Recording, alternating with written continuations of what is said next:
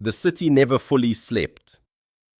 But at 2 o'clock in the morning in February, with a blizzard pressing down on every street and corner, it came close. The streets were empty. The traffic lights changed for no one. The buildings stood dark against the white sky, waiting for dawn that wouldn't come for hours. Darius Webb had learned to love these hours. The silence. The predictability. The way the world asked nothing of him except to drive home without incident. He'd been driving these streets for 14 years. 14 years of night shifts and early mornings and the particular exhaustion that comes from being the person who keeps things running while everyone else slept. He was 40 minutes from his apartment when he saw the hazard lights.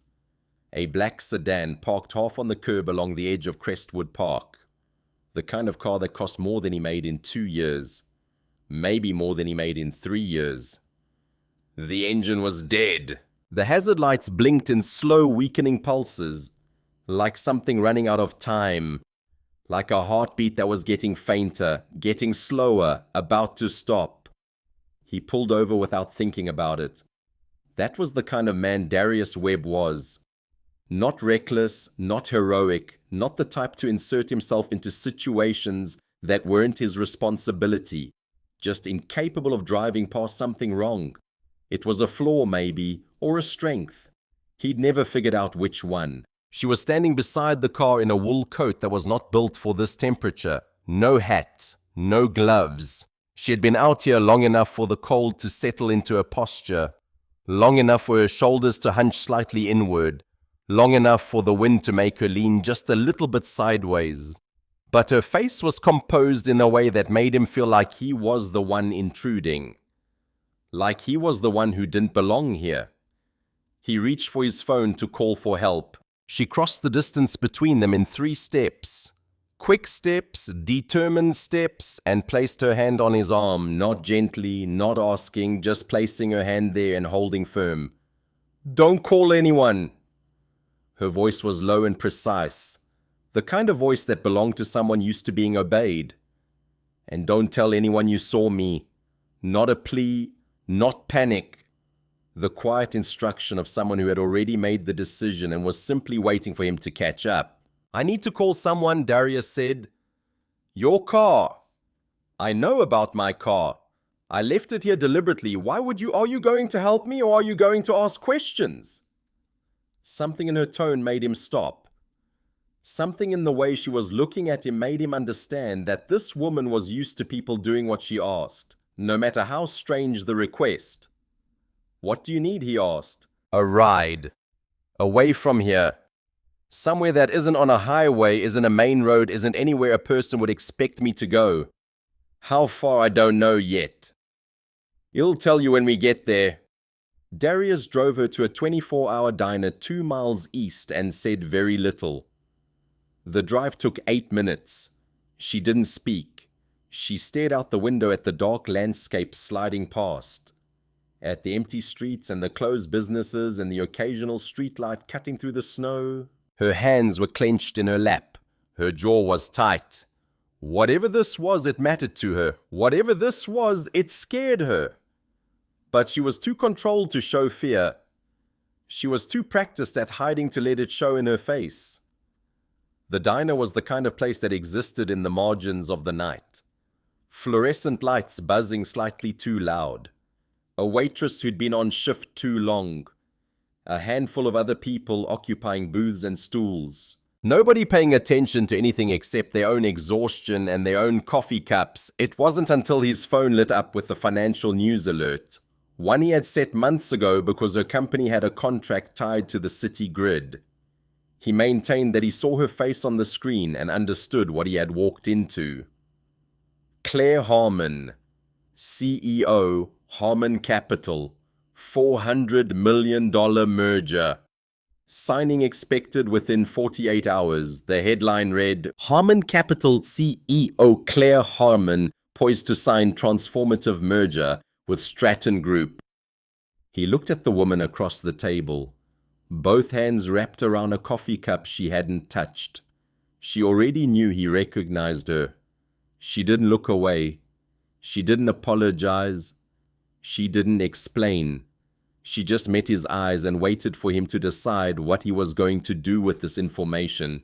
If this kind of story gets under your skin, the kind where an ordinary person gets pulled into something much bigger than themselves and has to decide what kind of man they really are, you're going to want to stick around.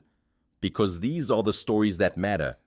These are the moments that change everything. Hit follow so you don't miss what comes next. Darius Webb was 38 years old and had not done anything impulsive in nearly a decade. His life was built on caution, built on routine, built on the kind of predictability that allowed a single father to maintain control over the uncontrollable. He worked the night shift for the city's Department of Electrical Infrastructure, maintenance and fault detection along the urban grid, the kind of work that kept the lights on in other people's lives while he drove home in the dark, while he made sure that when people in their warm houses flipped a switch, the lights came on.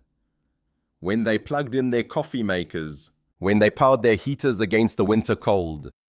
Those lights came on because people like him fixed systems they'd never see, fixed problems they'd never know existed, kept things running so invisible that nobody thought about them until they stopped working.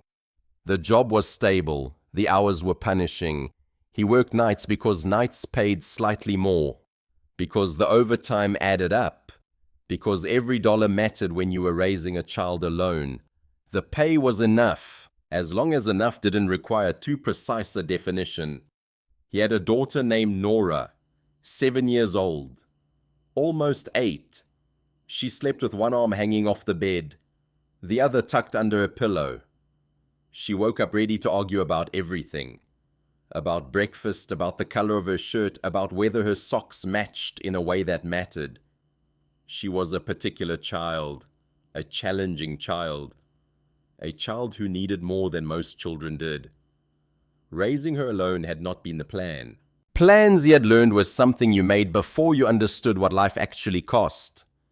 Before you understood that life was expensive in ways that had nothing to do with money, that it was expensive in time, in attention, in the constant vigilance required to make sure your child didn't slip through cracks that were wider than you ever imagined. His ex-wife Shanice had left 3 years ago, not cruelly, not dramatically, not in the way that shows up in television shows or movies, just quietly, with an honesty that almost made it worse. They'd been sitting at the kitchen table on a Tuesday evening. Nora was already asleep. The dishes were done. The evening stretched ahead of them like it stretched ahead of them every other night. And Shanice had said, "I can't do this version of things anymore." He hadn't asked her to explain which version she meant. He'd known. He'd watched her struggle. He'd watched her try to be a mother and a wife and a person with her own dreams. And he'd watched those dreams get smaller every year, until they disappeared entirely. He understood. He didn't like it. But he understood. She sent money sometimes, not regularly, not enough to matter in a monthly budget, but enough that Darius knew she thought about Nora, that she hadn't completely abandoned the idea of being a mother. She'd just abandoned the day-to-day reality of it, the early mornings, the homework help, the constant vigilance. Every night when he came home from work, he checked on Nora before turning off any lights. He would open her bedroom door, look at her sleeping, make sure she was still breathing, make sure nothing had happened while he was gone. That was the whole of his ritual. That was enough. It had to be enough. Because the alternative was terrifying. The alternative was considering what would happen if something went wrong. If she needed him and he wasn't there. If she woke up scared and there was no one to comfort her, if something broke and he couldn't fix it. He had applied once to an advanced electrical engineering program through the city, a 2-year track that could have moved him from maintenance into design, from fixing existing systems to building new ones. It would have meant more money. It would have meant better hours. It would have meant a future where he wasn't just keeping things running, where he was creating something. Designing something, building infrastructure that would last decades. He withdrew his application 4 days before the deadline. There was no one to pick Nora up from school on the days his shift ran long. Mrs. Patterson did after-school care, but she charged $12 an hour and Darius couldn't afford to extend those hours indefinitely. If he was in a program studying late into the evening, there would be days when Nora had nowhere to go. When she was waiting, when she was scared because her father was late, he told himself he'd apply again next cycle. He had not. And now 3 years had passed, and the program had moved on, and other people were designing electrical systems, and Darius was still maintaining them, still fixing what was broken, still keeping the lights on for other people's lives. He was in the way of many men who had quietly absorbed too many losses, extremely good at convincing himself he was fine, that this life was enough, that he didn't need more than this, that his sacrifice meant something because he'd made it for his daughter. Claire Harmon was 41 and had not felt fine in longer than she could accurately measure. She ran Harmon Capital, the commercial real estate firm her father Gerald Harmon had built over 30 years, from a single property management office in Baltimore into one of the Mid-Atlantic's most recognized development groups. Gerald had been a visionary, a man who understood real estate not just as profit but as community. He developed properties in ways that honored the existing neighborhoods, that didn't displace residents, that created something beautiful and functional and humane. He'd made millions doing it, but he'd made those millions in a way that allowed him to sleep at night. Gerald had died 22 months ago. A heart attack, swift and unglamorous, the way he would have preferred. He'd been at a construction site reviewing details with a contractor when his heart simply stopped. He died doing what he loved, and he died before he could see what would happen to his company without him. He left Claire the company with one condition written into the trust structure. She was to retain controlling interest for a minimum of 5 years before any sale or merger could be finalized without unanimous board approval. Gerald had known his nephew Richard Harmon would try.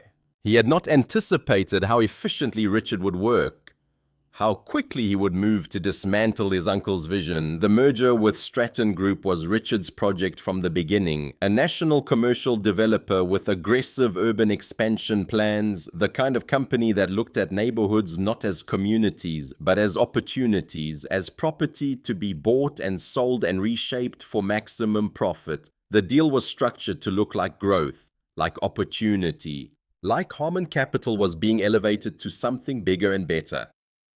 What it was in practice was a rezoning play. 3 residential neighborhoods in the city's lower income corridor would be reclassified as mixed commercial zones within 18 months of closing. The Crestwood neighborhood where Darius had grown up. The East Side community where his grandmother had lived for 40 years. The North District where families had roots going back generations. The residents who had lived there for decades would have no legal protection once the classification changed.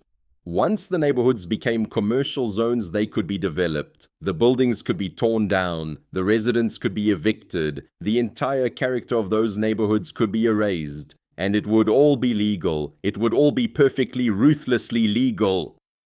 The numbers worked beautifully on paper. Harmon Capital would make hundreds of millions of dollars. Stratton Group would expand its footprint. Richard would position himself as the engineer of a major corporate success. The city would collect development fees. Everybody would get rich, except for the 200 families who would lose their homes, except for the old people who would lose the neighborhoods they'd lived in their entire lives, except for the communities that would be dismantled for profit. Gerald Harmon had reviewed an early version of the proposal 8 months before he died. He'd spent 3 hours reading it, reading the fine print, understanding exactly what was being proposed, and had refused to proceed. He'd written a note on the proposal, just 1 sentence, written in his own hand, marked with his signature. Claire had found his handwritten note in a folder she wasn't supposed to have access to. A folder in his private office, behind a false wall in his desk, like he'd known that someday someone would need to find it. This is not what we built this for. 5 words, 18 letters, but enough to tell her everything she needed to know about her father's moral compass, and about the fact that Richard was proposing to destroy everything Gerald had spent 30 years building. She was the only person who had seen it. The board had scheduled the signing for Friday morning. The ceremony would be at 10 a.m. at the law offices of Harmon Capital.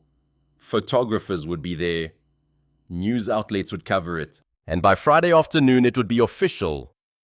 It was now Wednesday, just past 2 a.m., and Claire had left her hotel room without her security detail. She had driven herself into a storm she had underestimated. The weather forecast had said clear skies through the week. But the storm had come anyway, the way storms sometimes did, unexpected and overwhelming. And she had ended up on the side of a road in Crestwood watching her hazard lights fade. She had not planned to let a stranger help her. She had made a plan to run away, to disappear for 48 hours, to think without someone in her ear, to make a decision without the pressure of the board or Richard or her own fear of consequences. She had not planned most of the things that were currently true about her life. At the diner, they sat in a corner booth under fluorescent lights that made everything look slightly worse than it was. The lights made the coffee look dingy, made the vinyl seats look worn, made everything feel slightly more desperate than it might be under normal lighting. Claire held the coffee cup without drinking. Her hands were steady, but her grip was tight, like she was holding on to something. Darius sat across from her with his phone face down on the table, which she noticed, which meant something to her. It meant he wasn't recording her, wasn't using this moment to capture something for social media or news outlets, wasn't turning her into a story while it was happening. "You're not going to ask," she said. "It wasn't a question, it was an observation. I figured you'd tell me what you wanted me to know." She studied him for a moment.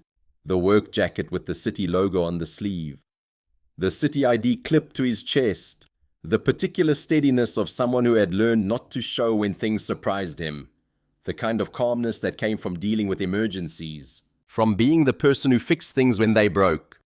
"I need to be somewhere that isn't on any camera or record for the next few hours," she said. "I'm not in danger. I'm not hurt. I just need time that nobody is tracking. Your phone's been going off since you got in my car." "I know. Someone's going to report you missing." "Someone already has," she said. "That's not the problem I'm trying to solve tonight."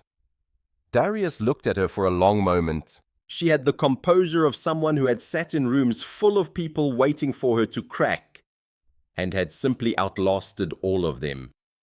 She had sat in boardrooms with men who tried to intimidate her, who used their voices like weapons, who leaned forward at the table to establish dominance. And she had sat back. She had smiled slightly. She had waited for them to finish. And then she had said the thing that made them all understand she was smarter than they were. But her hands were still cold. He could see it in the way she held the cup, in the slight tremor that appeared when she tried to set it down, in the way her knuckles were white. And beneath the control was something that looked to him less like calm, more like a person holding themselves together through sheer familiarity with the technique, like someone who'd spent 40 years learning to suppress every natural human emotion, who'd learned early on that feelings were a liability in business, that vulnerability was weakness, that the only way to survive was to become impenetrable. He picked up his phone, not to call anyone, just to set it on the table face up so she could see he wasn't recording anything, so she could see that everything they were saying in this diner would stay between them. The news alert was still on the screen. Her face, her name, her company, the announcement of the merger. She glanced at it, then back at him. "How long have you known?" she asked. "Since the diner. And you're still here?" "You haven't given me a reason to leave yet," he said. She was quiet for a moment. Then she said, without looking at the window, without softening it, "If I sign that contract, Friday morning 200 families lose their homes. Not because the project fails, because it succeeds exactly the way the people behind it planned." Darius didn't answer immediately. He turned his coffee cup once in his hands. A small gesture, something to do while he processed what she had just told him. He had grown up 11 blocks from the Crestwood corridor. He had watched that neighborhood get revitalized when he was 19 years old, had watched the laundromats and corner stores close, had watched the old apartment buildings get bought up by investors, had watched people he knew lose the places they called home. His best friend's family had been forced to move when their building was sold. His grandmother had sold her house below market value to a developer because she was tired of fighting, because she understood what was coming. He knew what rezoning looked like. He knew what it cost. He knew the neighborhoods that would be destroyed. Why doesn't someone just go public? He asked, with what Claire replied. The contract's legally sound. The rezoning is within municipal law. Everything Richard's done has been careful, documented, defensible. Your father's note doesn't matter. Richard would argue it was an early version, that Gerald changed his mind, that the new structure is different, and he'd be technically correct. It is different. The new structure is just more insidious. What about your board? My board is controlled. Richard's been restructuring proxies for 14 months. He has people in key positions. He has leverage on others. It's a chess game that he's been playing for longer than I realized. She pulled up a file on her tablet and turned the screen toward him. This is the Stratton merger structure, she said. What you see publicly is a standard acquisition with a community development clause attached. What you don't see is the rezoning schedule embedded in the municipal approval pipeline. It was filed as a routine infrastructure amendment, 6 pages into a document nobody reads. It's designed to be invisible until it's too late to stop it. Darius leaned forward. He was not a lawyer and had never pretended to be, but he had spent 14 years reading technical documents that other people glossed over. He understood exactly what it meant when the important information was buried in language designed to discourage attention. He'd seen it before in electrical system documentation. The critical safety information hidden in jargon. The emergency procedures buried in dense technical language. The things that could kill you written in a way that made sure nobody paid attention. Your father saw this, he asked. A version of it, early stage, before it was finalized. She paused. He wrote one sentence in the margin and closed the folder. What did it say? She looked at him directly, and something in her face changed. Something vulnerable appeared for just a moment. This is not what we built this for. Neither of them spoke for a moment. The waitress came by to refill their coffee cups. They both declined. Richard has been restructuring board proxies for 14 months, Claire continued. 3 of the 7 independent members now vote with him in practice, regardless of what they say publicly. If I don't sign Friday, he invokes a technical clause in my father's trust. A clause his attorney inserted in the final revision that my father's team missed. It triggers a competency review. It doesn't have to succeed. It just has to create enough delay and noise that Stratton walks. The deal collapses on my watch. And I spend the next year in litigation while Richard positions himself as the stabilizing alternative. So you either sign something your father refused to sign, Darius said, or you get removed for not signing it. That is the shape of it, yes. Darius straightened up. What stops you from going public right now, he asked. You're the CEO. You have access to all of this. Every document I pull gets logged. Every call I make from a company device is on record. My legal team reports to the board, not to me. I found that out 3 months ago. I'm trapped in my own company. That's why I left. She set the tablet down. I needed 48 hours that nobody was watching. I needed to think without someone in my ear telling me what I was thinking. And instead you ended up stuck on the side of a road, Darius said. For the first time, something shifted in her expression. Not quite a smile, but close enough to one that it changed her face entirely. The composure cracked slightly. The vulnerability showed through. The storm wasn't in the forecast when I left. Darius poured the coffee. Outside, the wind pressed against the window glass with a low, sustained sound, a sound like the building itself was breathing, like the structure was struggling against the weight of the storm. He thought about Nora. He thought about what it meant to be away from her all night. What it meant to be sitting in a diner with a billionaire talking about mergers and rezoning while his daughter slept in a bed he'd left her in. He thought about the responsibility of that, the weight of it. He picked up his phone and called home. She answered on the second ring. Still half asleep, indignant. "Dad, it's 4 o'clock in the morning." "I know, baby. I've got an unexpected situation with work. You're going to stay with Mrs. Patterson tomorrow until I call. Don't argue." A pause. "Is everything okay?" "Everything's fine, I promise. Go back to sleep. You always say everything's fine, because it usually is. Good night, Nora." He hung up and looked at Claire, who was not pretending she hadn't heard the call. "You have a kid," she said. 7, almost 8. Her name's Nora. She nodded slowly, in the way of someone recalibrating something internal that she didn't put into words. Someone understanding that there was a child depending on this man, a child who needed him, a child who would lose him if anything went wrong, and that understanding changed something in how she looked at him. They worked through what remained of the night and into the pale grey-edged morning. Nora had a teachers' conference that afternoon. She needed her father to be there. Claire had fragments, financial records, internal memos she had photographed on her personal phone, a timeline she had reconstructed from memory and cross-reference against public filings.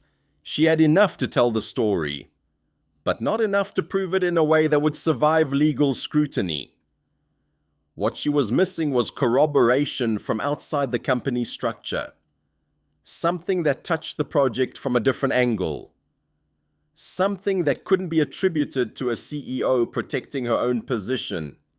Darius was scrolling through the project appendix on her tablet. The infrastructure component, because that was where his eye naturally went. The electrical systems that would power the new commercial development. The systems that, if they failed, would reveal that the infrastructure hadn't been properly planned, that the rezoning had been done without proper engineering.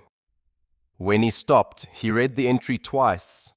Then he set the tablet on the table very carefully. The way he set things down when he was managing a reaction he hadn't decided how to present yet. "This subcontractor," he said. "Vantage Electrical Systems. They're listed as the primary low-voltage contractor for the Stratton development sites." "That's correct. 8 months ago, I filed an incident report on a Vantage crew working a municipal retrofit in the Crestwood sector. 3 safety violations in one site, load calculations that didn't match the permits. I documented everything. Dates, crew IDs, the specific code sections they were out of compliance with. I took photographs. I filed everything properly." Claire was very still. "The report went into the system and I never heard back," he continued. "I followed up twice. Nothing. I assumed it was the usual backlog, the way these things move slow." "It wasn't backlog," Claire said quietly. "I've seen that report, Darius." He looked up. 2 weeks ago," she said. "Richard was reviewing the infrastructure approval files, and he had a stack of documents on the conference room table. I walked in early. Before the meeting started, the report was on top. Your name, your ID number, your signature." He closed the folder before I could read past the header. She paused. "I didn't know what it was at the time. I didn't know your name." The kitchen was very quiet. The fluorescent light hummed slightly. Someone dropped a plate in the back. The sound of the diner continuing around them while they sat in this moment. "So my report didn't get lost," he said. "No, it got buried because it would have flagged Vantage. And if Vantage gets flagged, the infrastructure approval for the Stratton sites falls apart. And if that falls apart, the entire legal foundation of the merger becomes contestable," Claire finished. "Yes, it's the leverage they needed. It's the proof." Darius leaned back in his chair. He was working through it the way he worked through electrical faults, tracing the current backward from the failure point to the source, finding where the problem originated, following the path it took through the system, understanding how it all connected. The shape of it was becoming clear, and the shape was not complicated. It was just large. It involved his report being suppressed. It involved infrastructure being designed with safety violations. It involved families being displaced. It involved a merger being structured to destroy neighborhoods. And it involved a woman sitting across from him who discovered this and decided she couldn't be part of it. Then he asked the question he needed to ask. "Did you know it was me before tonight?" Claire held his gaze. She did not look away. She did not answer immediately. And the length of that pause told him something before her words did. "I knew a name on a report that had been suppressed," she said. "I didn't know your face. I didn't know you worked the Crestwood corridor or that you drove that road after your shift. I didn't know about Nora. A beat. But when I realized who you were, I won't pretend I didn't understand what that meant for what I was trying to do. It was honest." He gave her credit for that. "It was also not nothing. So I'm useful to you," he said, not an accusation, a fact being placed on the table between them. "You were," she said. She looked down at her coffee cup, then back at him. "I'm not sure that's still the whole of it." He didn't respond to that. Not yet, because something else was happening. Something he didn't have words for. She was looking at him like she was seeing him. Really seeing him, not seeing the electrician or the single father or the person who could help her with her problem, but seeing the man underneath all of that. The person who'd made the choice to stop his car on a snowy night. The person who'd gotten on a plane without thinking about consequences. The person who'd chosen to help even when helping could cost him everything. By Thursday afternoon, the situation outside had moved faster than either of them had anticipated. Claire's absence had been framed carefully and quickly as erratic behavior. A source inside Harmon Capital had told two financial journalists that the CEO had become emotionally volatile in the lead-up to the signing. That there were concerns about her fitness to execute the deal, that perhaps she was having a breakdown. The story wasn't printed yet, but it was circulating in the way that stories did when someone wanted them to circulate before they were officially confirmed. It was the kind of story that would soften people's judgment of Richard. That would make her seem unreliable, unstable. Richard had called an emergency board session for Friday morning, 2 hours before the scheduled signing. He was going to propose that she step down. He was going to suggest that her mental health was in question. He was going to position himself as the adult in the room, the person who could be trusted to make the right decision. Darius found out about the board session from a news alert. He showed Claire. She read it twice and said nothing, which was he had come to understand what she did when she was making a decision she hadn't finished making, when she was calculating her options, weighing her choices, trying to figure out what was possible and what was not. Then his phone rang. Unknown number. He answered out of habit. The voice on the other end was calm and male and did not introduce itself. "Mr. Webb, you're somewhere you don't belong." The voice was quiet, almost conversational, but there was something underneath it. Something dangerous. I'd think carefully about where your loyalties are and what you have to lose. The connection cut off. Darius looked at Claire. She wasn't surprised. She wasn't shocked. She wasn't even particularly frightened. "Richard," she said simply. "How did he pays people to know things. People in city government, people in corporate security, people who watch for information like yours leaking out. He knows you're here. He knows what you have. He knows what you're planning to do. And he's reminding you that you have something to lose." She stood up. "We need to move now, before this gets worse, before he finds a way to discredit you, before he figures out how to use what you know against you instead of against him." What happened in the next 12 hours became the thing that changed everything.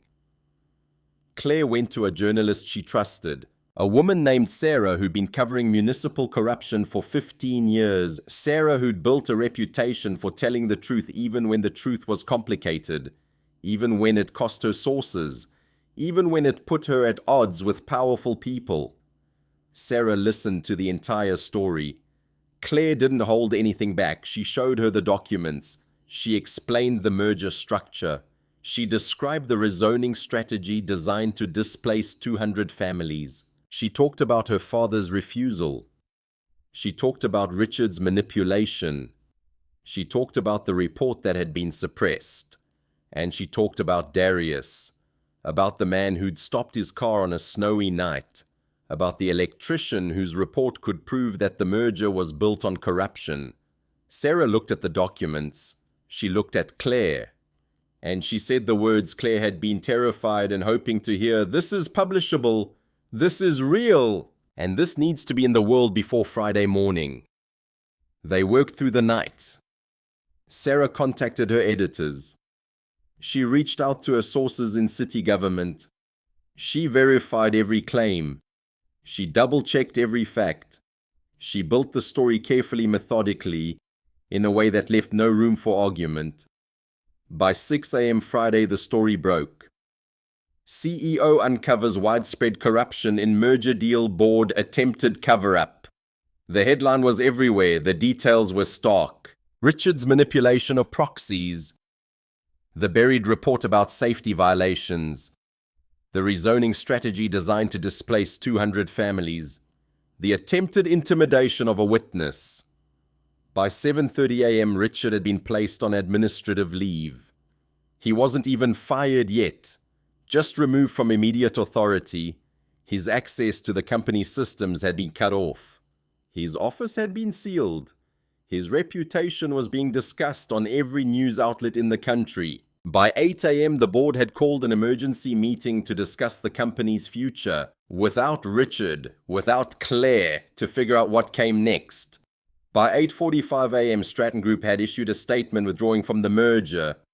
Recent information has come to light that renders the acquisition no longer viable from a due diligence perspective, meaning we can't be associated with this corruption, meaning the deal is dead, meaning 200 families weren't going to be displaced. Not by this merger anyway. By 9 a.m., Darius received a call from his supervisor at the city. Not a threat, an apology. We found your report. We're investigating how it got suppressed. We're implementing new protocols. I'm sorry for the failure of the system. By 9:15 a.m., Claire walked into the emergency board meeting and resigned. I will be transferring my controlling interest to an employee-owned trust structure, she said, and I will be cooperating fully with any investigations into the company's conduct. The board tried to convince her to stay. She refused. She understood that she could no longer be the CEO of a company that had allowed this corruption, that she needed to step away, that the only way to move forward was to acknowledge that she'd failed, that her company had failed, that the systems had failed, and that she needed to be accountable for that failure. By 10 a.m., Claire and Darius were sitting in a car in a parking garage, and they were both shaking, not from fear, but from the weight of what they'd just done. From the knowledge that they'd chosen integrity over everything else, from the understanding that the world would punish them for it, but that they'd survived. A week later, the lawsuits began. Richard sued for defamation. He claimed that the story was false, that he'd been unfairly portrayed, that his reputation had been damaged. Harmon Capital's board sued Claire for breach of fiduciary duty.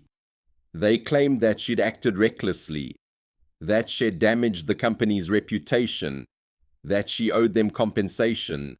Stratton Group sued for damages related to the failed merger. They claimed that they'd lost $200 million in opportunity costs, that they deserved payment for their losses. The legal bills began to pile up immediately. Tommy Darius' union rep called him. "They're offering you a settlement," Tommy said. $280,000. It's significant money. It's enough to change your life. It's enough to pay off your debts, take care of Nora for a few years, and give you breathing room to figure out what comes next. Darius thought about Nora. He thought about what it meant to have proven that he could do the right thing even when it cost him everything. He thought about what it meant to have a daughter who would grow up knowing her father had chosen integrity.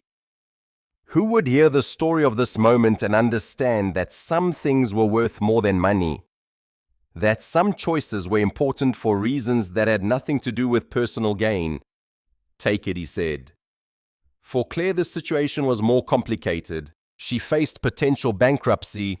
Litigation costs alone would exceed $500,000. She would lose her company, her position, most of her wealth.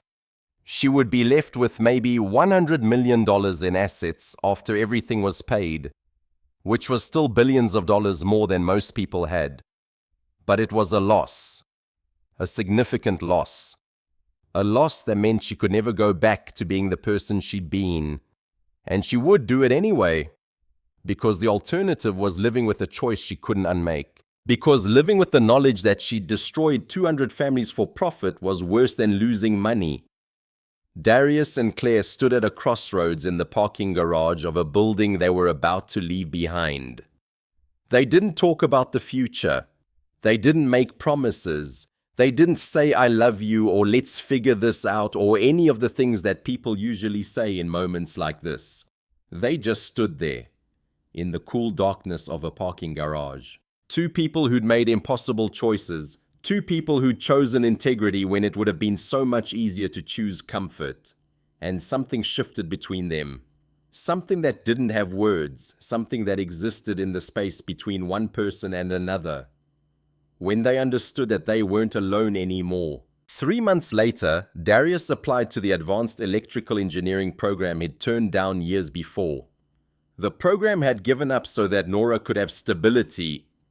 This time he had a reason to believe it might be possible. This time he had support. This time there was someone to pick up Nora from school. Someone who'd chosen to be there. Who'd chosen to help. Who'd chosen him. The application was accepted within 2 weeks. He would start in the fall. It would take 3 years. It would be brutally hard. But it meant that he wasn't just maintaining systems anymore. He would be designing them. He would be building the infrastructure that other people depended on. He would be creating something that lasted, that mattered, that changed things. 3 months later, Claire had filed for bankruptcy protection. She transferred her remaining liquid assets to a fund designed to support families displaced by commercial development. She'd hired lawyers to help negotiate with the families who would have been displaced by the merger, to find ways to keep them in their homes, to protect their communities from future development schemes. She'd taken a consulting job with a non-profit focused on community protection for $75,000 a year, which was less than most people made in a year, which was a tenth of what she used to make in a month, but which felt in some fundamental way like real work, like work that mattered, like work that was building something instead of destroying it. And she'd started the quiet, slow work of becoming someone different than she'd been. Someone who understood that power was a responsibility. That wealth was an accident of birth, not a measure of worth. That integrity cost something, but the cost of abandoning it was higher. The media frenzy lasted 6 weeks. News outlets covered every angle of the story. The corruption scandal, the brave electrician, the principled CEO, the families that were saved. Then the world moved on to the next story. By the time the lawsuit settled, Richard losing his case and facing criminal charges for securities fraud, Harmon Capital paying a settlement to families affected by the merger attempt, Stratton Group declining further action, nobody was paying attention anymore. Darius Mitchell was no longer a hero in the news cycle. He was just a man who worked days now, studied in the evenings, and came home to a daughter who needed him, who came home to the apartment he shared with Claire, who was building something slow and quiet and real. Claire Harmon was no longer a CEO in crisis. She was just a woman rebuilding her life from the ruins of her own choices, who'd learned to live on less money, who'd learned that significance wasn't measured in quarterly earnings, who'd learned that meaning came from the people you helped, not the profits you made. And sometimes on quiet evenings, they would sit together and not talk about what they'd done, because what they'd done didn't need to be talked about. It just needed to be lived with. It just needed to shape every decision they made going forward. It just needed to be the foundation of their new lives. 1 year later, Nora was 8 years old and asking questions about why Claire spent so much time at their apartment, about why she'd started keeping clothes in their guest room, about why she and her father smiled at each other in a way that was different from how her father smiled at anyone else. "She's my friend," Darius told her. "Is she your girlfriend?" Nora asked with the directness of a child. "Maybe," Darius said. "We're figuring it out. Are you going to get married?" "I don't know, Nora. We just know that we care about each other and we want to keep trying." Nora accepted this with the seriousness of a child who'd learned that adults didn't always have answers, who'd learned that uncertainty was okay, that you could care about someone without knowing what the future held, that love wasn't about guarantees. It was about choosing to show up again and again, even when things got hard. "Okay," she said, "but if she leaves, I'm going to be sad." "I know," Darius said. "She knows that too. That's why she's trying so hard not to leave." Claire was sitting in the kitchen when Nora came in asking for a snack. She made Nora's favorite toast with butter and honey cut into triangles the way Nora liked them, cut at exactly the right angle, placed on the plate at exactly the right distance from the edge. The kind of attention to detail that came from understanding that for some people, small things mattered enormously. That if you wanted to help someone, you paid attention to the things they needed, even if those things seemed small to you. And Nora, who'd been skeptical of this woman at first, sat down and ate the toast without complaint, which for a child with specific sensory preferences was everything, which was a sign that something was shifting. That trust was being built, one small gesture at a time.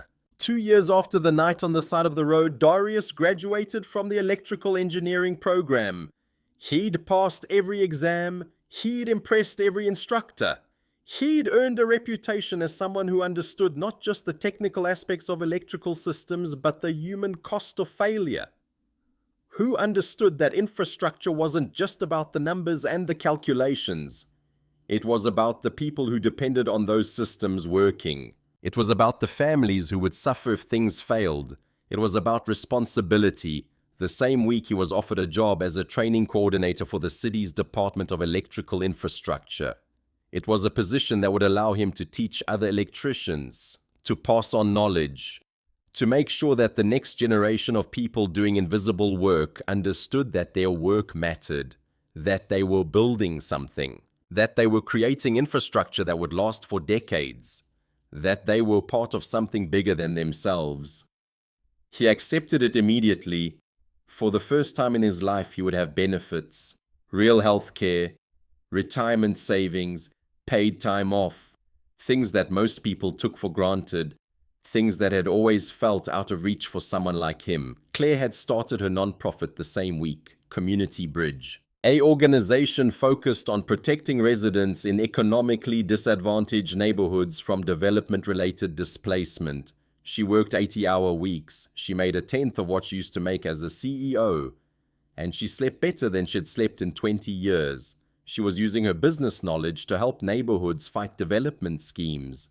She was teaching communities how to understand zoning laws, how to organize resistance, how to protect themselves from being erased. She was doing what her father had done, but for people who didn't have money to hire fancy lawyers. She was leveling the playing field, one neighborhood at a time. Richard Harmon faced criminal charges for securities fraud. He was convicted and sentenced to 4 years in federal prison. His career in business was over. His reputation was destroyed. His family had distanced themselves from him. And he never once understood that the destruction was deserved. He still believed even in prison that he'd been treated unfairly, that he'd been the victim of a corporate coup, that Claire had conspired against him out of jealousy. He never understood that integrity had a price, that when you violated it, the world had the right to hold you accountable, that consequences weren't punishment. They were just the natural result of the choices you made. 3 years after that night, Darius and Claire bought a house together. It was modest, a 3-bedroom in a neighborhood that was slowly being revitalized, but not through displacement, through actual community investment, through the kind of development that honored the people who already lived there. They'd saved for years. They'd made sacrifices, but they'd done it together. And the house was theirs. Nora helped pick out her room. She chose the bedroom that had the biggest window, because she said she liked being able to see outside, to know what was coming, to not be surprised, to have control over her environment. And they understood that this was her way of saying she felt safe, that she trusted that the people in this house would take care of her, that the foundation was solid. On the night they moved in, Darius and Claire sat on the porch steps and didn't talk about the night that had started everything, because that night was no longer the thing that defined them. They were defined now by the 1,000 small choices they'd made since, by the commitment to keep choosing each other, by the knowledge that integrity costs something, but the cost of abandoning it is higher. Nora was asleep inside. Tomorrow she would go to school. She would learn science. She would come home excited about what she'd discovered. She would show them her homework. She would argue about dinner. She would be the particular, challenging, wonderful child she'd always been, and they would be here for it, both of them, showing up again and again, even when things got hard. The city kept changing. New buildings went up. Neighborhoods were transformed. But here and there in spaces that had been marked for destruction, there was a presence that wasn't there before. A woman with a non-profit, an electrician teaching the next generation, a child who grew up knowing that her father had done something brave and survived, a community that was protected because people chose to protect it. And the world kept turning without fully understanding what had happened, without knowing the names of the people who changed it, without recognizing the cost that had been paid, which was fine, because they never needed the world to know. They just needed to know that they'd done the right thing, and that the right thing was survivable, and that sometimes when you choose integrity, you find more than you lost. Sometimes you find a person who chose integrity too, and together you build something real, something that lasts, something that matters. If this story stayed with you, if it reminded you that grace is possible, that second chances exist, that the quiet courage it takes to love well is worth the cost. Subscribe our channel for more stories like this one. Stories about people who choose what's right, even when it costs them everything. Because those are the stories that matter. Those are the stories that change the world, one honest choice at a time.